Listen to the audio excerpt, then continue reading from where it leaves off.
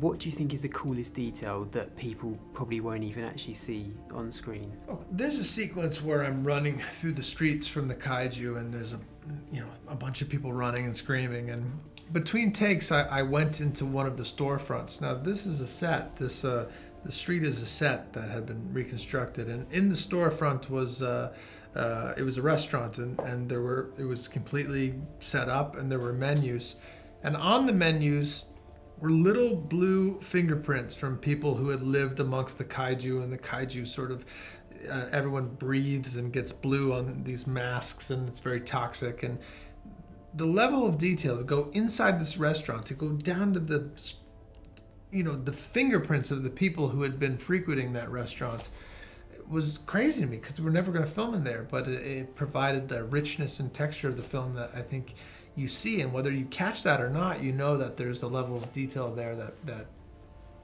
is staggering. I've been surprised by the detail of the monsters. Actually, the level of expertise that these people have brought to the generated graphics.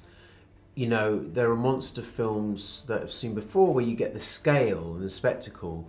But in this film, it's the up-close detail of the skin and the moisture on the skin. It's something which I've not seen before, and was absolutely loved. Just in the street of Hong Kong alone, every single store was detailed to the last toy, the last piece of merchandising. Everything was laid out completely, and you barely see it. It's just a passing moment.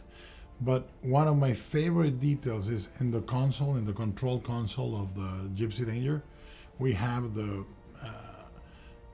imprinted metal plates that tells you what the wattage is, what the voltage is, how to operate it, how the Jaeger is, like everything about specific for that fictitious Jaeger console. And you only see it briefly in a shot or two. I mean, the war goes for 13 years and we're joining them at the very end of it. You do see some flashbacks to how it all came to be, but there are 13 years of story to tell. There were 21 Jaegers built and there are 4 left, so what happened to the other 17? That's an interesting concept. I think one of the most fascinating concepts that the film explores is this drift space that the pilots share, where their brains are connected to the machine and therefore connected to each other. We explore it a little bit in the film, but I think it's a concept that, if it grasps you, you can spend a lot of time exploring. The scale, obviously, you get acclimatized to the scale very quickly from the jump. You've got this monster climbing over a bridge. But if you really look at that, and you look at the detail and how they had to achieve that scale, everything had to be put into that scale.